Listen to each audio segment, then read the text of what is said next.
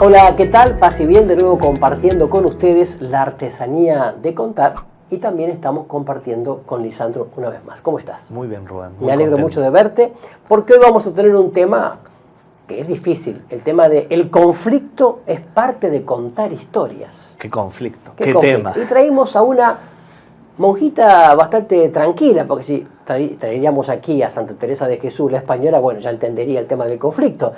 Pero traemos a un ejemplo como es Santa María Faustina Kowalska, ¿no? Aquella monja polaca, recordemos, que en la década del 30 del siglo pasado tiene esta experiencia de la visión de Jesús, que se presenta como Jesús misericordioso, o Jesús de la divina misericordia. Y con ella comienza todo esto de la divina misericordia que el Papa Juan Pablo II, providencialmente también polaco, ¿verdad?, va a llevar a su plenitud, y además con el tema de que el domingo siguiente a Pascua es la fiesta de la Divina Misericordia, y que el Papa Francisco también insiste tanto en que la misericordia es el camino que hoy tiene la Iglesia. Entonces, volviendo un poco a esto, Santa María Faustina Kowalska, que además escribió un diario, que decimos como Diario de la Misericordia. ¿Qué pasó con ella? Había una hermanita que le hizo una pregunta bastante subida de tono. Le dijo, Faustina, ¿usted es estúpida o se hace? ¿Usted es estúpida o es santa? Miren qué interesante. ¿Usted es estúpida o es santa? ¿O es santa? Eso le preguntó la monjita. Y le dijo, porque con las contrariedades que yo le he hecho pasar, no se explica, sino una persona, un ser humano normal, si no es estúpido o es santo, no lo podría soportar. Porque no reacciona. No reaccionaba o reaccionaba con una paciencia y un amor impresionante. A cada obligación que Faustina llevaba adelante tenía un contrarresto, una complicación, un conflicto de esta hermanita, que después, antes de partir, le pidió muchísimas disculpas con un grandísimo arrepentimiento. Le pidió perdón a Santa Faustina. Así es. Entonces, acá lo traemos a esta mirada de la artesanía de contar historias, la importancia del conflicto. A ver. El conflicto como este obstáculo que se interpone, se antepone en el camino de conseguir un viaje exitoso, un viaje de llegada hacia un punto, hacia un objetivo en específico. ¿Qué sucede cuando tenemos un obstáculo, un dique?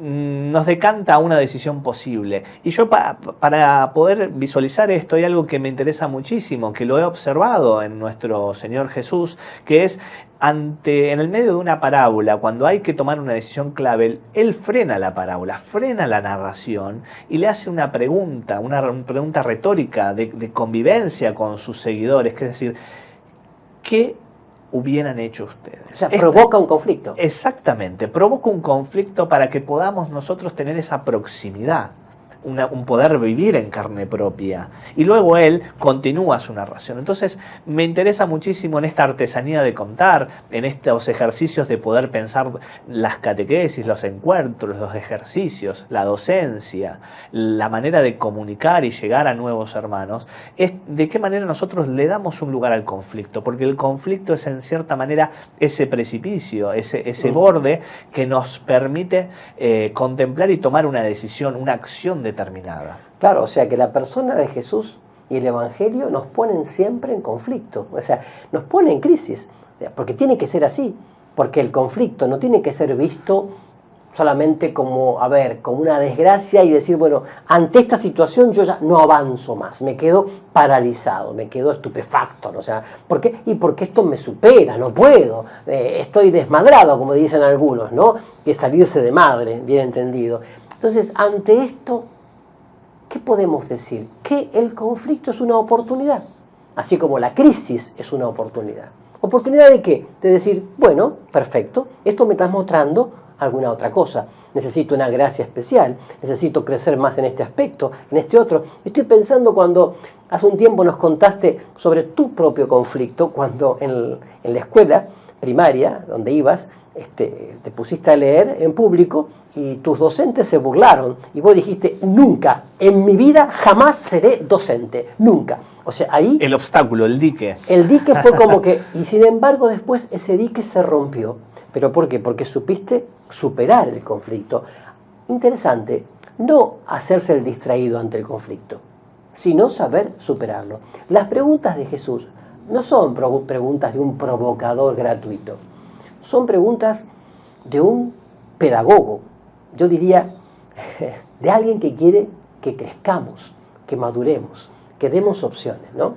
Y ahí la pregunta que esta hermanita nos regala, que mirándolo con ojos de amor es maravillosa, la pregunta para ustedes que nos están escuchando, que están formando, que están reescribiendo sus trabajos, su apostolado narrativo, es: ¿son estúpidos en el sentido de que se paralizan ante el conflicto? ¿Hay una parálisis o hay una santidad que irradia? ¿Hay una manera de poder capitalizarlo desde el amor, desde la proximidad y demás? Esa es la gran decisión.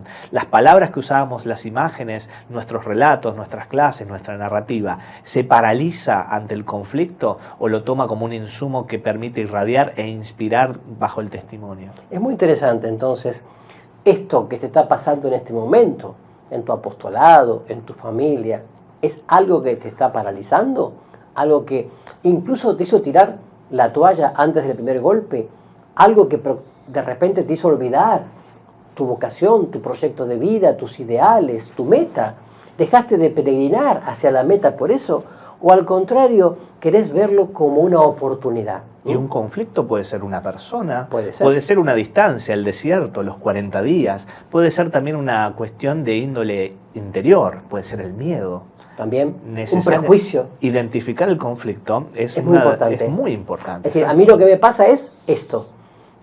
Identificar con humildad, con mucha humildad ante Jesús. A mí lo que me pasa es esto, este complejo de inferioridad, este complejo de culpa, esta falta de perdón, esta ruptura afectiva. Porque muchas veces es como que tiramos la pelota a la tribuna para no ver por dónde está pasando lo nuestro, ¿no? Y por eso cuando nos ponemos delante del Señor en un tú a tú, ante el sagrario, allí Él realmente nos muestra el camino, nos muestra por dónde, por qué conflictos u obstáculos se encuentra tu comunicación. Nuestra comunicación. A veces decimos, y estamos sentados compartiendo muchas cosas, pero no comunicamos nada. Hablamos de muchas cosas, hablamos del fútbol, pero no comunicamos nada.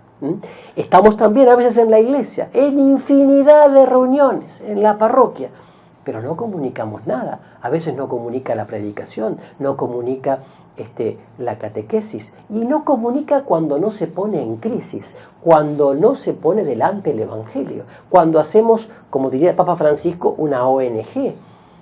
¿Por qué? Porque se tiene miedo, otra cosa. Se tiene miedo a perder la clientela, se tiene miedo a que la gente se enoje, se tiene miedo a que la gente se moleste, y en realidad no es nuestro rebaño, es el rebaño de Jesús, es el rebaño del Maestro. Esto es muy importante porque si resolvemos con estupidez que nos paraliza o con santidad que irradia, este es el gran desafío.